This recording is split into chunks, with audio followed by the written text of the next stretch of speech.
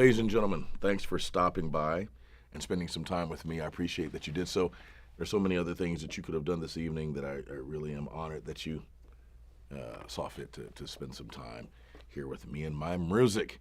I'm Derek Minchin, for those who do not know me, producer and I don't know, whatever else, artist. And for those who do know me, I'm the same, Derek Minchin. Tonight's a big night for me. Aside from announcing or officiating the birth of a new work into the world, I sort of get to give you the bare minimum of a backstory to this. I don't want to tell anyone what to hear in this. I don't want to lead you at all. At the same time, this piece does sort of need a little bit of an intro. So anyway, of all the things I could say that I attempt to do, I don't usually lead with the idea that I'm a composer, even though I am one. And that's because when you look at cats like Mingus and Monk and Coltrane and, Mahler and Bach, that's a heavy list of luminaries with which to contend. And of course, I think the problem is the idea of contention or contending. I think that contributing to a repository is much more friendly to one's psyche than thinking one has to contend with someone else. But in my era of growing up, things were looked at as a little bit more contentious. And so I don't generally talk too much about being a composer. But with this work, I can begin to really, have a swagger. Not that it's going to unpack as what a lot of people would see as a composition, but it's a composition nonetheless. And I think more than any other thing I've done, I think that this work tells the story of where I've come from. And that was nothing I intended to do. I just wanted to do another remake, another recasting, another reimagining of something. But it became so much more than that. And so one of the things I want to tell you about this is it sort of treats the notion of the cognitive dissonance that can be experienced by the American Negro when he or she is attempting to navigate the spaces in that which has been called classical music and that which has been safeguarded by whites for so long, Europeans. And what I mean by this is a cat like me who grew up in a segregated neighborhood in the South, in Florida, who eventually finds himself successful such that he can travel the world and play concerti and recitals in fated halls and whatnot, and become surrounded by so many people that don't look like him. What does one do? What do I do when the motivation to shape a phrase, as we might do it in gospel setups? What happens when that informs Beethoven? What happens when the type of vibrato we would use in an R&B tune starts swimming in your head as you're working on Bach? A lot of people would say, well, you're a trained musician. You use the traditions of Bach to inform your decision. What the hell does that mean? So now Bach dictates the oscillation of the vibrato. Not so. Not so. These great musicians who were communicating timeless ideas were taking into consideration that which would eventually become R&B, that which would eventually become jazz. If it were not so, they wouldn't be the geniuses they are. So music, which celebrates the postmodern, almost brazen ignoring of lines of demarcation between genres and traditions, introduces this melange of different styles unabashedly and unapologetically. Because in my mind, at least, that's what music is. But because it's not music in so many other minds, I've decided to call it music, to denote that it is something different. That it has to be something different is unfortunate, but it is. And again, I would say that the way that music sounds and the way that a player or performer approaches his or her instrument or takes the breath to get the column working for singing is informed by the concept of sound one takes from nature. And nature just hasn't changed a whole hell of a lot from 1760 to now. Probably the same sun is there if it was ever there at all, same moon, things of that nature. Clothes are different, but so what? I say all this to say the lines of separation between how something should be done in the common practice period as opposed to the neoclassical period are largely arbitrary and manufactured. Certainly, I'm not going to go around sliding in Bach like I would in, Mahler when he asked for a slide. However, a slide is a way of conveying a certain emotion that you can find the means to do the same in Bach. And so I tend to step away and be in disagreement with those who are such hellions about ornamentation and stylistic differences. I'm trained, so I could do them all. I just choose to do them my way, and I'm the owner of a lane, which I find unpeopled, except for myself, where I can do whatever I want to do. When I get a contract to play with others, then when the moment calls that we start festooning ourselves with these arbitrary and draconian decisions, then I can do so. But we will find when we hear the music tonight that doesn't have to be the only way. All right, that was a mouthful. But I want to also say I want to thank several people for allowing this to come into fruition. Isabel Vaz, who we will meet shortly, from Portugal and the Netherlands. Mariana Brandão from Matia Prazevel, Brazil. Christine Lampreia, who now resides in New York. James Hoover, engineer from Houston, Texas. John Moran, mastering guru from Houston, Texas. And individuals, engineers from Space Blues Studios in Sao Paulo, Brazil. James Quesada in Miratone Studios in New York. And Michael Pessoas in Miguel Pessoas in Beiro Up Studios in Portugal. These were the places whence this tune was born. And Hoover Sound Studios, I want to shout them out as well. Casey Timmons, the star of the show, the songbird, the force of nature, who around her we fly. And my good friend Frederic Naman, who adds a special, wonderful touch to the work. That's it for my babbling. You came here not to hear me, but the work. Let's do that right now.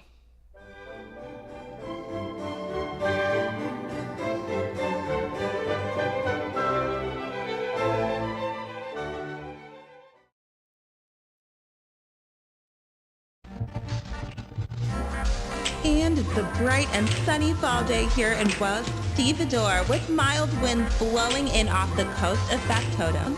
And there's absolutely no reason not to expect this halcyon weather to continue well into the week.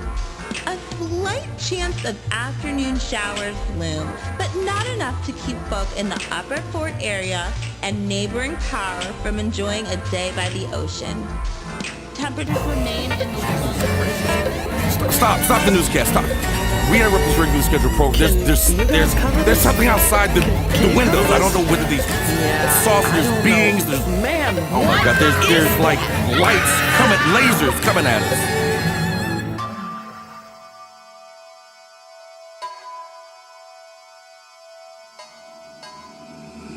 No one would have believed in the last years of the 19th century that this world was being watched keenly and closely by intelligences greater than man's and yet as mortal as his own. That as men busied themselves about their various concerns, they were scrutinized and studied, perhaps almost as narrowly as man with a microscope might scrutinize the transient features. Divine body of truth, the incomprehensible, boundless light. To the divine body of the perfect endowment, who are the lotus and the peaceful rational. Is evidently far in excess To of the ours. lotus-born incarnate, Padma Sambhava, obeisances. That is a moving airs of the sight and the mystery of God, a beautiful and marvelous Men like angelic human figure. watch the red planet. Her face was of such beauty and brightness that I could more easily have stared at the sun.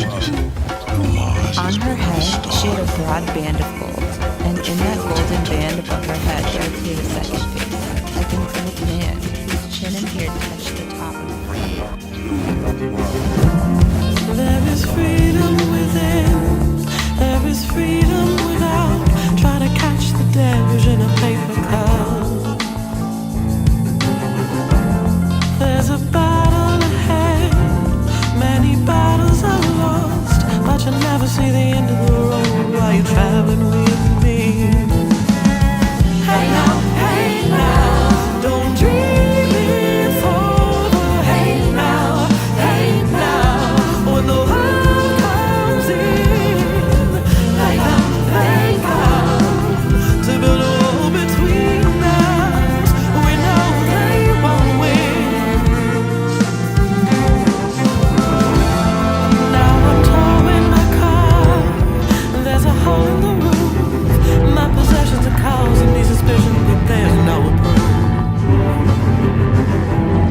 In the paper today, tales of war and of waves, but you turn right over to the TV page. Hey now, don't dream it over. Hey now, when the world comes in, they come to build a wall between us. We know they won't win.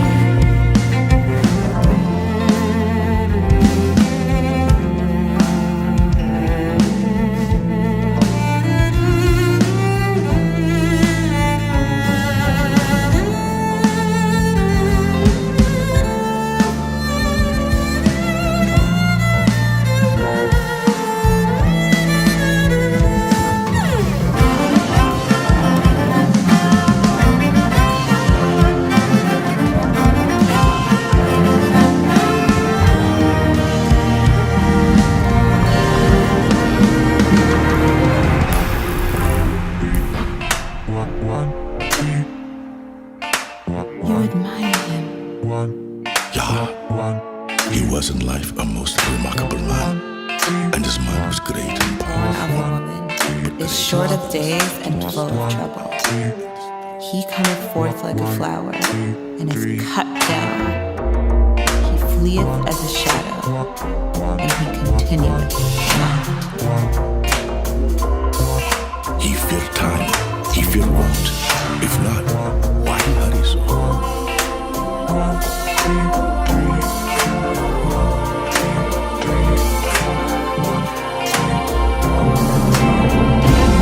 Now I'm walking again to the beat of a drum, and I count my steps to the door of the club.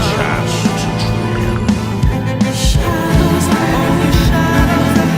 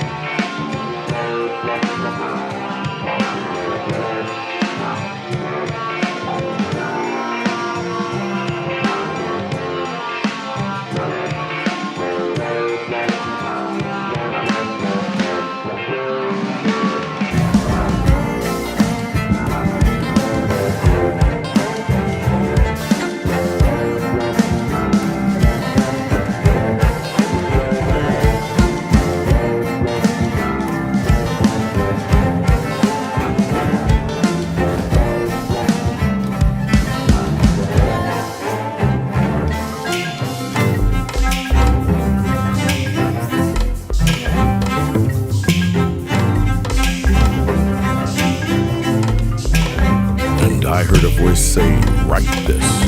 Blessed are the dead that die in the Lord henceforth, that they may rest from their labors, for their works."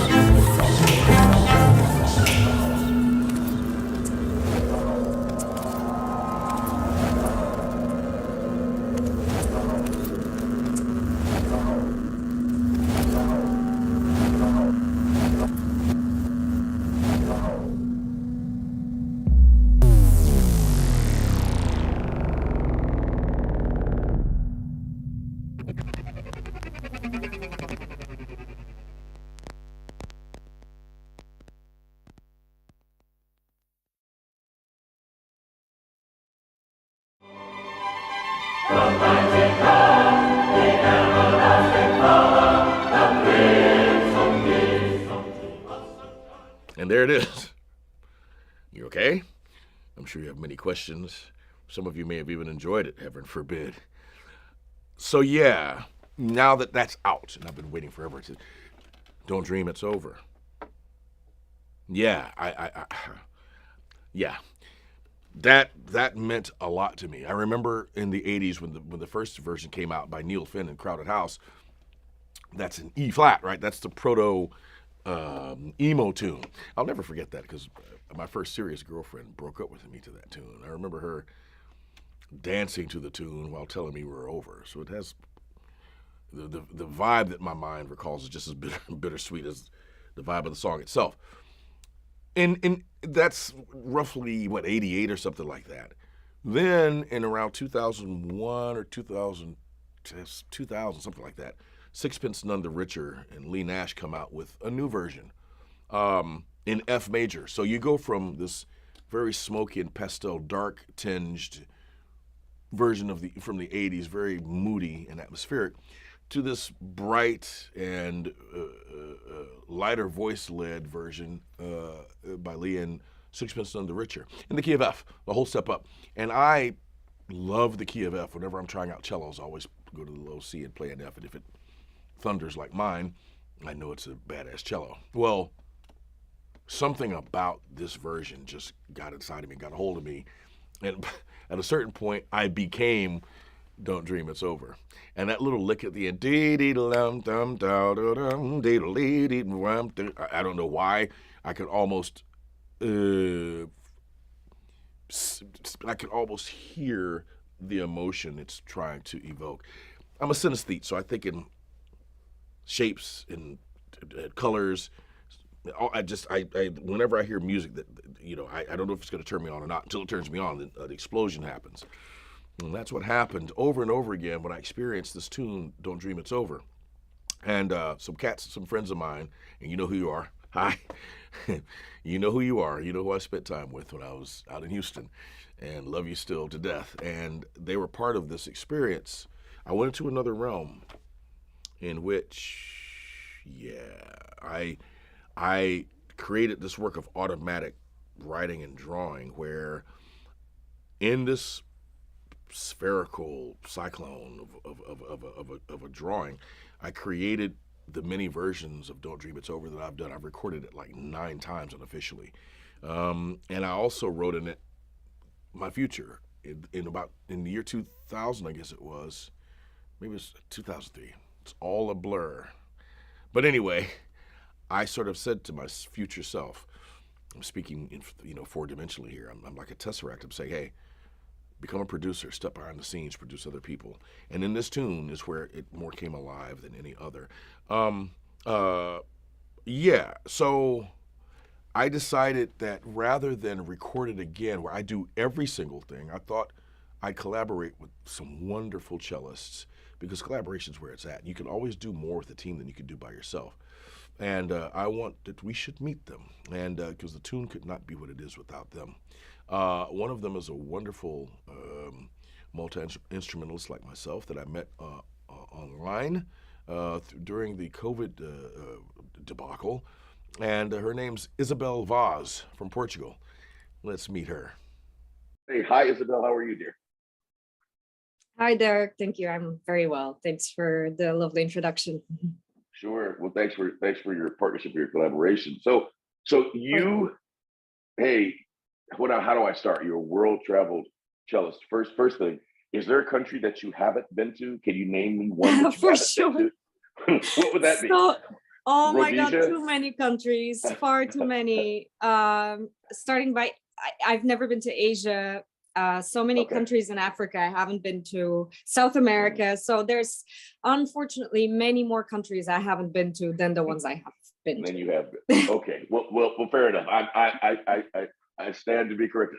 This is the most well-traveled person I've ever met, right? I just And go a lot between A and B, that being Portugal and the Netherlands. So then it looks like I'm like okay, traveling a lot, which I am, but it's mostly like this commute, European commute, actually.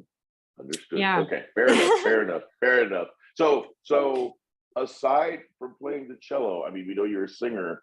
What I didn't want to introduce the instrument improperly. Do you play the mandolin? What is the guitar-like instrument that you play? Oh no, that's an ukulele actually. I don't really play it. I just I was, again during the lockdowns, Yeah. I was kind of experimenting, and I expressed the wish, but not really. I wasn't really serious about it. I expressed the wish of like trying the ukulele, and a few days later my boyfriend ordered a ukulele for me, which was really funny. So I can't play it at all. I really can't, but I just like experimenting with instruments, and I thought it made a nice color in one of the songs I arranged. Wonderful, wonderful, wonderful. So how long have you been, so you sing wonderfully. How long have you been doing that? I've always sang. I mean, one of the things I'm a bit ashamed of is that I have never really had proper singing instructions or singing education. I mean, I sang in a choir when I was a kid, and then it stopped, and then I had maybe 2 years of just like side lessons, but I didn't take them very seriously, sadly. But I like singing. I've always been singing. If I'm in the car, I'm singing. I mean, I'm a little bit annoying. At some point, people tell me to shut up. But I just do it, out of, sometimes I'm bored. So I just start singing. It's more direct than the cello. It's more direct. It's more easy in the sense that, the easy singing that I do, nothing too complicated, nothing too formal. Again, just singing out of joy or even boredom. I do it all the time. Well, yeah, no, you do it quite well, and she will, as you'll find, she'll be featured on album number 3, which is still percolating. Right, so you were trained cellistically in Portugal, where you're from, yes? In Portugal and the Netherlands, and I had a few exchanges in Czech Republic and in the United States for short times. But who did you work with in the United States? I forget. With Alan Stepansky in Manhattan School of Music. Yes. The perfect cellist. The perfect cellist, really. He earned that. So that's literally it's not really a nickname, but they say for his New York Phil audition, he had a perfect audition. Like there's nothing was wrong. Can imagine. I can imagine that. I can totally imagine that. Yeah, I studied all the excerpts with him, and that was really helpful. Those 5 months I was in New York, I was going heavily on the cello excerpts, and I loved the way also he talked about them, not only musically, but how you could use them as a sort of etude substitutes, because they are so difficult. They are just so technically, to play them perfectly, a Beethoven fifth, and or just a Mendelssohn scherzo. It's really tricky. So you learn all you need to learn. Technically, you can learn from the excerpts that they're asked in auditions, basically. That is true. That is true. Yeah, no, he's a great guy. Absolutely great. And you also worked with the super genius Anna Bilsma, did you not? I did a few times. Yeah, I remember.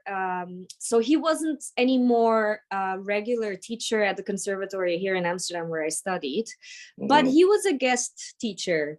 So he would come and teach. He would give us like a master class or a workshop every few months. And I Mhm. remember my teacher, now my every week teacher who had, like a Russian education. He would just get frustrated at me playing Bach for him. So he'd just shout, okay, go to Anner Belsma, go, just go. So Wow. I'd go to Anner Belsma for Bach, and often he would say, oh, nice. You'd play a whole prelude for him. And then he'd say, okay, now start up bow. Wow. So he Yeah. was all just about, he was about kind of flexibility, and he was about imagination. He was about speaking on the cello, and he was about, he wasn't about many rules, about the things that many things that we think or say about him aren't Right. exactly true. I find him very much a free spirit and extremely imaginative. I can hear that in his Person. playing. I never Yeah. met the guy, but I can hear that. That makes sense. Yeah. That makes sense. Yeah. So Absolutely. so you're now playing. What's the name of the orchestra you now work with? So I play at the Noord-Nederlands Orkest. So that's the orchestra that basically plays at the northern region of the Netherlands, which is quite broad, where it encompasses Groningen and then Friesland, two big regions. But it's kind of a tour orchestra because we play all over the place. We often go to Rotterdam and sometimes even to Maastricht, which is far in the south, or the Randstad, which is kind of the middle, so Amsterdam, Utrecht, The Hague. We play all over the place, but we give music to two of the biggest regions up in the north. So I think we do a good job, and we play, of course, from very from symphonic works. Like, for example, next week we do Mahler 10. Incomplete, but we do a complete version. So of Mahler 10, I forgot who completed it. But anyway, and we also do sometimes crossovers, and it's it's a very flexible orchestra as well. Yeah. Nice. So my last question to you, you're such a vibrant, interesting person. What are some of your goals and dreams, musical, art-wise, or otherwise? Oh, wow. Yeah, I actually should force myself to do that a bit more often. But as I was saying to a colleague the other day, I mean, I think that right now I'm doing the things that I dreamt of as a kid to do musically. Like I play in an orchestra, I play lots of chamber music, I can program my own concerts. I do lots of different things. Singing is also, I don't do it as often at the moment, but singing has also been one of my kind of goals. But actually for the future, I haven't been so busy with the future because I just feel content about, I'm happy about the present. The only thing that I could do a bit now is kind of maybe take a little bit of I work a bit too much. Understand. Yeah, I understand. That's the only thing. I work too much, and if I work a little bit less and enjoy my free time also doing other things, I think my music would improve. So Beautiful. That's my goal. Wonderful. Thanks for sharing your time. This has been a It's my wonderful pleasure. treat. Thank you, Isabel, and we'll see you You're soon. I'll very be coming welcome. over to you at some point to work with you on some more stuff. Okay? I look forward. Thank you so much, Derek. I do too. Thank you. Take care, Isabel. Bye. Wonderful, wonderful colleague. Wonderful working with her. Such a special mind, so full of light and buoyance. Yeah, very different. Very different. Love her to death. Just a role model for me in many ways. And another individual with whom I loved working, and these individuals are also on album number 3 that we're working on, is a fiery spirit by the name of Mariana Brandao from Brazil. Let's meet her right now. Morning, Mariana. How are you? I'm fine, thanks. And you? Good. So have you ever counted how many instruments you play? Mm, how do you define instruments? Well, the voice is an instrument, but I mean anything with strings, anything you blow, anything you beat on, anything that makes musical sounds. Yeah, of course. But How I don't many? know. Maybe I just count one, just cello, and the other one just some kidding with them. Okay, fair enough. Fair enough. But Mariana, you also are quite active in the realm of writing poetry. You act. Have you always been interested in these things? Have you always done this? Yes, yes, always since I was a kid. What is it? How do I ask this without playing it down? What is it so interesting about each of these arenas that makes you want to be in them? What is it that draws you to these different areas?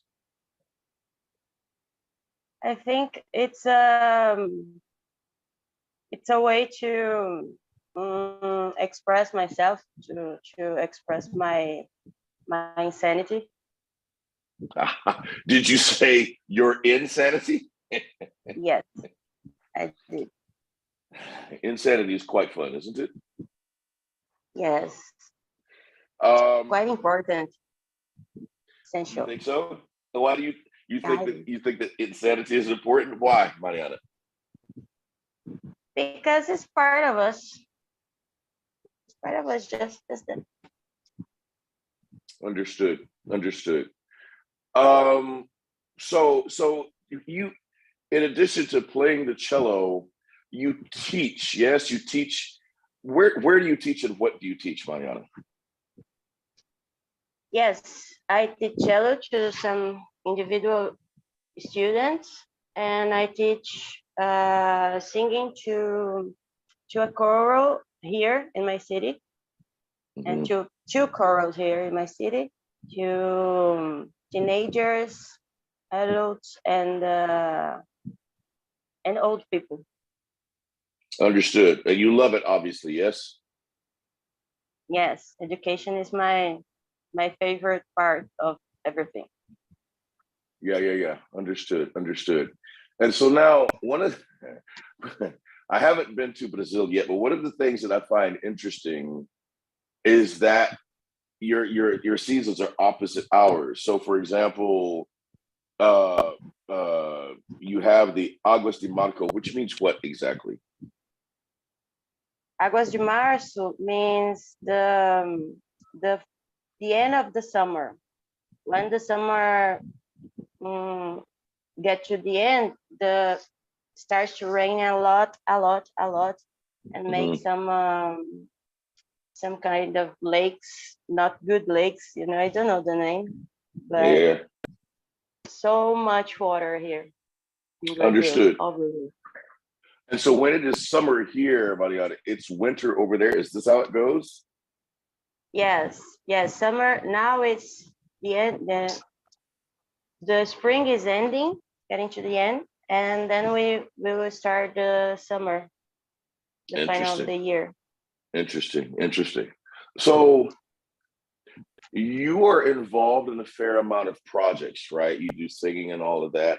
Is this something that you do all the time? It seems like you're always involved with one creative project, whether it be your own or someone else's. Also, you compose music, do you not? Yes, I do. Did you say daily? uh, Daily? No, I said I do. so riddle me this: were you trained in composition, or is it something comes naturally to you?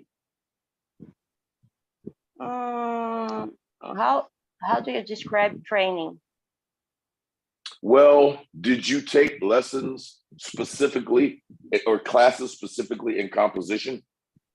In composition? No, I had classes in harmony, perception, rhythm perception, and melodic perception, harmonic perception, but not composition. Yeah, I didn't either, and I compose as well. It's very interesting. This is probably due to the fact that there's something in you that wants to get out that makes you compose so much and so well, right? I mean, let me ask you: do you compose mostly from the piano or from the cello, or from a bunch of different instruments? For many instruments, I don't know. Maybe for more for voice and viola caipira. Mm, And but I think composition is something that we have like an oral tradition. Like for example, in my city, the musicians here don't have the classes of music or classes of composition, and they are mm, all composers. They compose like poems, and someone take the poem and make a music with this or something like that. I think it's a way to the easy way to pass to generations of your son, your nephew, or yeah. to pass the culture. This is a this is very much like the traditional African way of passing down information, passing down most essential information, right, from generation to generation, orally and through music that's never really trained as a part of your culture. I really understand. Do Yeah. you think that that's what it is that is active in you? That the reason you're so much an artist, composer, singer, cellist, player of many instruments. You think it's your culture, your tradition that ignites this in you? You believe that's what it is? Yes, but we have lots of different things in the society that makes us do this too. We have well, sometimes we are against the government and we need Hmm. to express this. And but I think my where I grew up, I learned so much about this, about pass our culture ahead to our sons, our nephews, and grandsons, and the way to do this is by poetry, like because we have rhythm, and rhythm it's easy to memorize. That is true. That's true. Now, as we finish out, Mariana, of course I know, but you find yourself extraordinarily politically involved, and you have very specific ideas about government, about people, about society. In a nutshell, how would I ask? How would you explain the views you have about people, their place in society, and how we fit in government, that sort of thing? That's a big question, but just in a nutshell, how would you express your views on this? Well, I express my desire of equality, of well, it's all about equality. We need to be equals in the society, not just I mean white men and heterosexual and everything. We need everyone in the fight. Yes, and fighting for equality. You mean, Mariana? Yes, of course. This is quite difficult, and it is quite a large dream, and will take quite a long time, if ever, to realize, won't it? Yes, I think I'm not gonna see this. So, but well, as we pass our culture ahead to our sons and grandsons and everyone, I think the fight I'm in, I I do for my nephews and for the other children that is coming. Understood. Understood. Yeah, I wanted you to share that. I wanted to hear more myself, and I wanted the people to hear as well. Ladies and gentlemen, this has been Mariana Brandao. Thank you so much for joining us. Have a good day, dear. Take care. Thank you, Derek. Have a good day too. Bye. Mariana's great, a huge mind, and she's the type that if you, well, not if you can't be expecting a certain answer from her. She answers specifically what you ask. And it's like dealing with a Carolinian character on the other side of the looking glass. There's infinite worlds inside her mind that she's not arrogant at all, so she's not trying at every moment to leak it out upon people. But she's very keen and a very deep listener, so she answers only what you asked her. And if you want something specific, you have to ask her specifically. I think that's great about her, and such a revolutionary mind, and such a bastion of freedom and equity. I haven't met Isabel or Mariana in person. Again, we've worked extensively through social media and through, sort of emailing files back and forth. This last individual I want to introduce you to, or not last, next to last, Christine Lamprey, is one I did meet in Detroit at something I work with, the Sphinx organization, which is a celebration of Black and Latino culture. She won the competition, the graduate division, in about 7 or 8 years ago, and I became fast friends with her, worked with her in my home state of Florida many times, and all over LA, or not LA, but in California, Napa Valley, and now on these works. Let's meet the wonderful Christine Lamprey. Hi, Christine. How are you, dear? Hey there, Derek. I'm great. Good. So you are staying busy as hell, huh? Tell us about what all you're doing. I'm trying. I'm trying to stay as busy as you, Derek. Oh, please. Please. Yeah, no, I mean, so we met, after I began my affiliation with Sphinx, I guess, winning the competition almost 10 years ago. It'll be 10 years. Oh my God. And crazy. And since then I've been playing concerts in lots of different settings as a soloist, as a chamber musician. I've also developed a love for teaching, so I teach at 2 universities, so doing a lot of that, and and then keeping in touch with cool cats like you. So thank you. I appreciate it. You're doing it, man. You're doing it. I remember a conversation which I always bring up every time I see you, when we were ending our residency in California and you were looking for an instrument. I was looking for an instrument. And I don't know what I asked you, but I'll never forget your response, because it was so, I don't know, the word precocious doesn't fit because you're too old. Precocious means you're a child with genius vision. You're not a child. You weren't a child then, but it was such a forward-reaching, such a probing answer. I asked something about how you saw yourself as a cellist. I wish I could remember the question, but your answer was that you were young and that you had to take time to grow into yourself. And your question to me was, what am I actually going to say on the cello right now that's that interesting? Do you remember that? I asked you this, you never remember it. No, I never remember what I say. I talk to all my friends and they remember these things I say, and I don't know, it comes from who knows where. I'm glad I only said that. I was, the way you set it up, I was nervous. Like, oh my gosh. What I'm known to embarrass people with my adages, but no, you were, I mean, you were a great cellist then, you're a greater cellist now, but it hit me that it's the hardest thing for us to do, right? Is to look at ourselves as others would look at ourselves from outside ourselves and be as objective as we can. Being objective about ourselves as artists, would you not agree, is extremely difficult, right?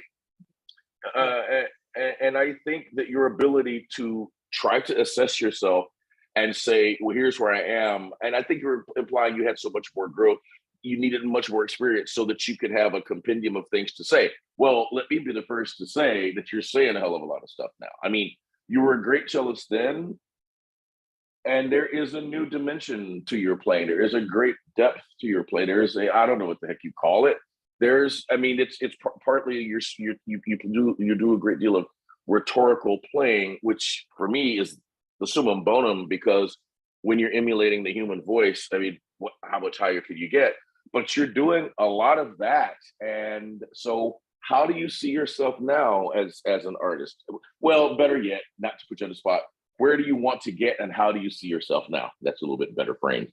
Well, I appreciate that a lot, Derek, and I do feel really proud of the work that I've done in the past 10 years, I guess. I do feel like if I had bought an instrument then, I actually still play the same instrument as I did back then. And actually, I've learned so much about how to make sound, and actually the cello sounds much better now than it did then, just because I've learned to take care of it and make it sound good. So I am always looking for a new instrument, but I have just such more of a sense of what I need and what it is really, instead of, back then, I think anyone in their early 20s, they're like looking to do the right thing, whereas now I'm looking to do what's right for me and what's right for me and my instrument. So that's going to make the instrument searching process a lot easier.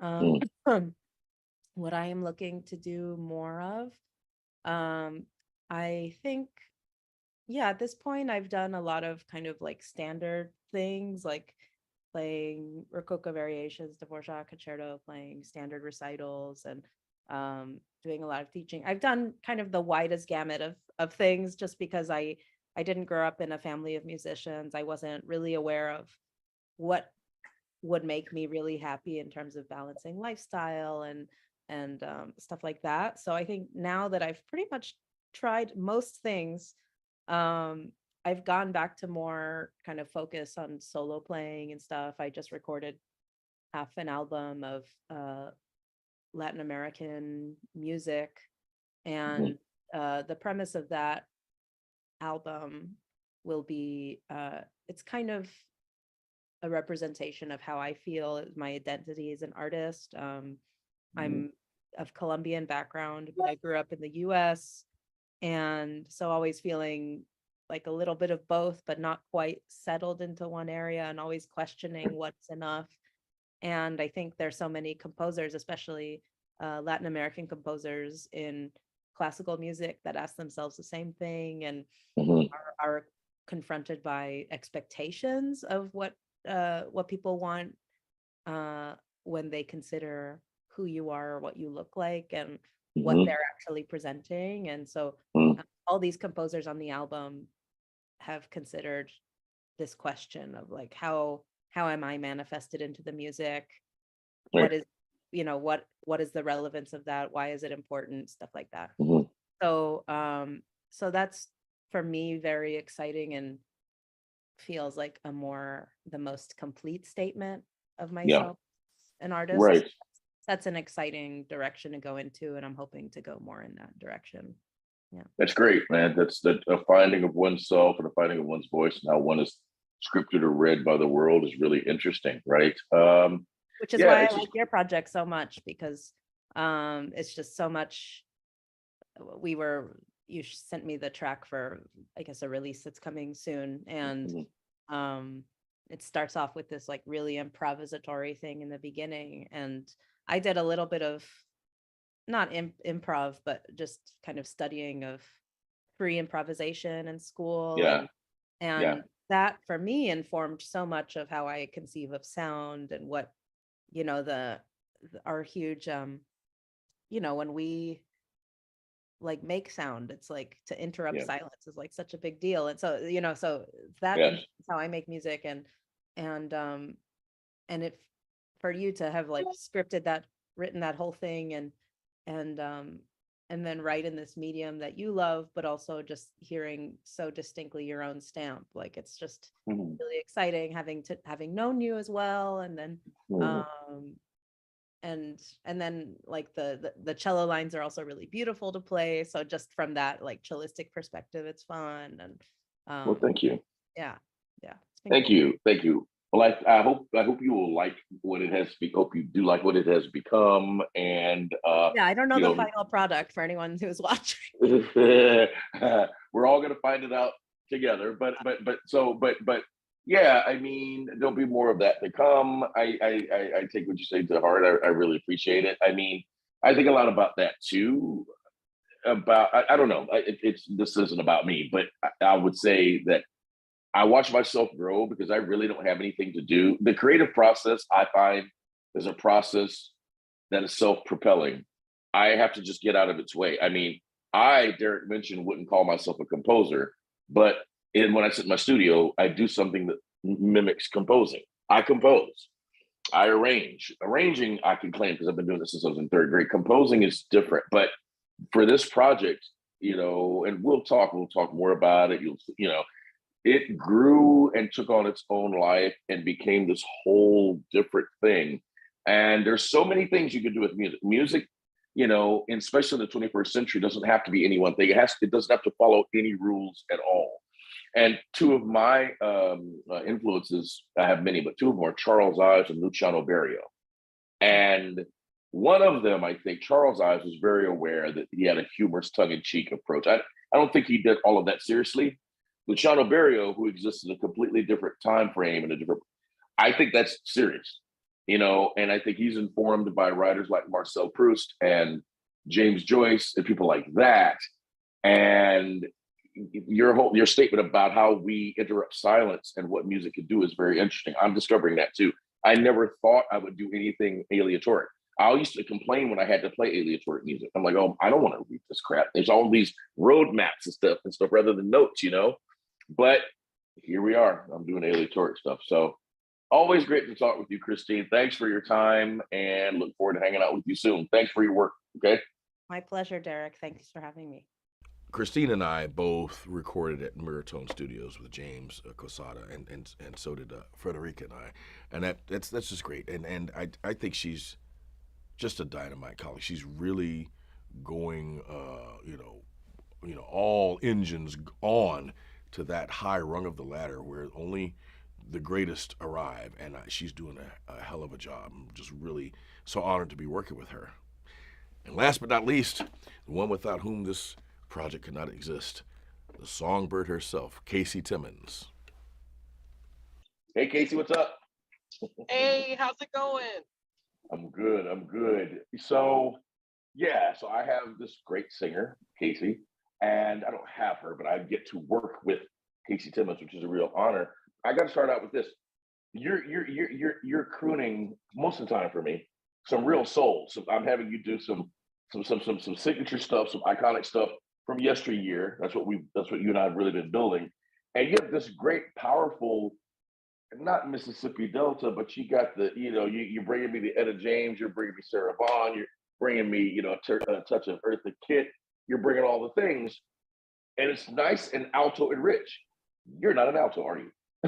Not even close. That's what's so fun about working with your record label, because I get to do all the things that I have always wanted to do, but have always been told, oh, that's not your voice type. Oh, you shouldn't be doing that, And the older I get, the more I realize that I'm a vocalist. And if you're a musician of any type, you got to be versatile. Yeah. So I appreciate you for giving me the opportunity to be versatile and to explore some places and some sounds and some colors that I would not ordinarily get to do. So, of course, I mean, it's an honor that I get to build with you, but it's hard for me to even believe that, because you so naturally own that space that you're creating. I can't drop you the names of the stuff because it's all secret of what we're doing. Albums 3 and 4 and beyond are hush hush. But you and I know what's happening, and you're bringing out these rich caramel chocolate tones, all wonderful tones and flavors. But you also let me hear the opera that you do. Let me see if I can get this right. You are a lyric soprano, yes? Yes. Explain to us. No, forget that. Not y'all. Explain to me what a lyric soprano is, because I can never remember this. So of course it's all about color, like you said. It's like the flavors and the textures and the things that we think we hear when we listen, like the different timbres to voices. So there's several classifications of soprano, if you will. There's your light lyric and your coloraturas. They're the ones that do all the runs. That's what we know as runs. I was originally trained as a light lyric coloratura, and my voice does still run. I can do all the runs, but there's there's a little more presence to my voice. It's a little heavier. It's a little richer. There's less air in the sound. So when you're a full lyric, you're going to be more like a Leontine Price, or like a Renee Fleming or something like that. Not that I'm as good as either of them, but that's, around the area that my voice sits in, as opposed to like Kathleen Battle or I think it's Jeanette DeVeek, or, some people with all the highlight and they just, are all in the stratosphere all the time. Their voices just move effortlessly. So there's just a little more voice if you're a lyric. I can dig it. So you're not going to be belching down any Queen of the Night. Oh, no. Even when I was a light lyric, I successfully avoided that one. Yes. Yeah. I think the only way to do it is to whistle it. You know what I'm saying? Yeah, I'll whistle it up there, but I'm not singing it. Forget it. I mean, I know I do. That's an F6. When all the planets light up and Jesus loves me, I have that F6. But yeah, no, we don't want to do that in the public, as it were. I can dig it. So folks, Casey and I met when 5 years ago, something I don't even remember anymore, something like give it 5-6 years ago on a Sphinx tour, because you worked with the wonderful group Exigence, right? And we met up when Detroit was about to become part of the Arctic tundra, if you recall. You step outside. You step outside and shards of ice just shoot through your pores. And we met then. We kicked the banter around, and I knew right then. I said, "Oh yeah, I like the vibe." And I haven't been sorry since. I mean, I didn't have you sing for me. I didn't have you. I just knew. But of course, everybody with Sphinx can get down. I mean, everybody can play. Everybody can sing. It works with Sphinx. Everyone can conduct, all that good stuff. So I knew I was in a good space for hiring. But I never heard you sing note one before I said, "Hey, I want you to do this." And then we met several months later, and we knocked out some stuff that became part of album number 2, right? Well, the funny thing about that album was that, you wanted to kind of take it back to your roots. And then we found out we had similar roots. So, you know what I'm saying? I mean, that was home for me. And so it was real easy for me to put that stuff out. That was fun. Right on. And so as we wrap up here, man, did you ever think you were going to be inside a tune like the one we just released? Did you ever think you'd do anything like that? No, never in a million years. Because I also never saw myself as like a recording artist. Okay, fair enough. Which is really funny because I suppose that I am now. Oh yeah, and most it's definitely. so much fun. And I love every minute of it, but there is nothing like this tune we just did, and that's all I can say. There's Casey, nothing like it, folks. I appreciate that, and I concur. Even for me, I'm like, I can. There's some things that I got influenced by, but I can't say that there's anything like it anywhere that I've really not quite. Just buckle up. That's all we got. Just buckle up. Yeah. You just upon repeated listenings, have a cold, cocktail. You're gonna need to chill. You don't need to get in the space for this. You need to be in space. You need to make some space. Yeah, you need to make some space in your head, and you need to make some space in your life. You need to make some rooms. You need some time to sit with that. You dig. So, yes, Casey, thanks for taking time to talk with us, dear. You're busy because what's happening? Every time I see you, you're running and gunning, going from rehearsal. Hey, I'm loving it. Going from rehearsal to performance to airport. I love it. Hey, man, good to see you, dear. Take care of yourself. See you soon. Bye. Love you. Same. Bye. Love you back. Bye. And I wasn't able to spend time with Frederique tonight as far as the interviews went, but she's also a first-rate thinker with a incredible sense of humor. Just a huge mind that could cover so many different scapes and so many different ideas and philosophies. Just a brilliant person, one of the kindest people I'll ever know. Her beau, Eric Cooper, my brother from another mother, the John Gotti of cello. They're my hosts when I come to New York, my home away from home. And I was so happy to be able to have Frederic come along and be a part of this crazy tune. Yeah, so what I would say is, who are my influences? In general, and they inform this tune, Charles Ives, Luciano Berio, Count Basie, Daft Punk, Kraftwerk, Parliament Funkadelic. Those are the ones that come to mind immediately. But what I have attempted to do, or what ended up happening, I didn't attempt to do this. I started writing this tune, and I was, on psychological terra firma, and I just wanted to do a reimagining of this famous tune that has gotten so much traction. And before I knew it, I had entered another realm. I had gone into another place, and these places really exist. They're different psychic states, and I lived there for about 2.5 weeks, from what I recall. I wrote an essay to accompany this work, the first draft of what you'll be reading, hopefully, if you're interested. And I shut down my computer. I said, what did I just write? Where did that come from? I left that dimension and wrote the final part of the tune. I don't know where these ideas came from. I can tell you that for a realist, for a materialist, yeah, they came from me. For those of us who have a different view of the world, me is a large term. Where I end and the universe begins, I don't know that there's any line of demarcation. So these ideas came from my genetic memory, they came from other people, they came from my unconscious, and I can say for the first time I've created something that's very much like someone I love the works of, and that's David Lynch. And I think that living in a time that is informed by such geniuses as Jordan Peele and David Lynch and Robert Glasper in music and Corey Henry, I think that I'm influenced more than I realized by these places, these spaces. I have created something that is obviously cinematic, strange but cinematic. And so this is the new world I've entered into. This is the world of music. This is the mad mind of mention. And I was glad to be able to share it with so many wonderful colleagues. And per tonight, I'm glad I could share it with you. If you want to talk with me about this work, email me, fessm@yahoo.com, fessm.